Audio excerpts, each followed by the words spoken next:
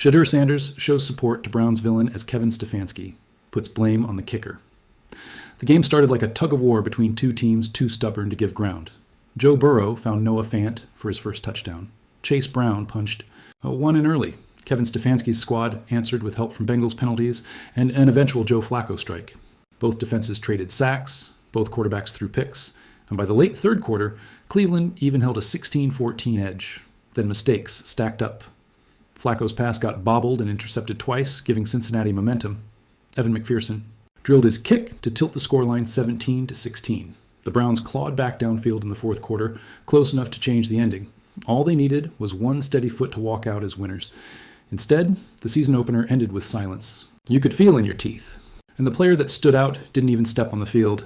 Shedeur Sanders, who didn't even play in this one, walked off with the most memorable gesture of the night. Andre Smith wore the villain tag the moment the ball hooked wide. Nobody wants that role, but somebody always has to own it. Sanders saw it play out and walked over, hand extended, dapping up Smith on the sideline. It didn't fix the scoreboard, but it showed the kicker that not everyone was ready to bury him under headlines. Kevin Stefanski summed up the loss at the post-game presser. Very, very disappointing to come away with a loss in that game. Can't be -2 versus a good football team. And that's really the story of the football game. Tip balls, and we got to play cleaner. Clearly, that missed field goal and extra point swung the entire outcome.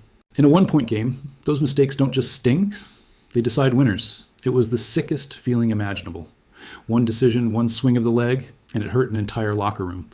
A 36-yard attempt during the fourth quarter from Smith that never bent back, sailing wide right with the game in reach. Center Charlie Huglet delivered the snap. Corey Bajorquez set it clean, but the kick fell short. And in that chaos stood Sanders, making a small moment matter after the big one slipped away. But Stefanski wasn't letting this one go. Kevin Stefanski points to missed kicks. Kevin Stefanski, though, didn't sugarcoat things in the postgame. He divided the burden and responsibility, but also pointed out that the team had to do better. Now, there's 1,000 things that we can do better from a coaching staff, from a player's standpoint, but we have to do a better job securing that rock. But he then also put some blame on that last missed field goal. He admitted turnovers and tipped passes played a role, but his voice hardened when he circled back to special teams. We obviously missed a field goal, missed an extra point. Those are points in these type of games that you have to come away with.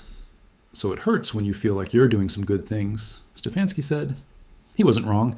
In games like this, one kick writes the ending. Cleveland will try again next week, but Schmidt will hear that thud in his sleep. That's where Stefanski left it.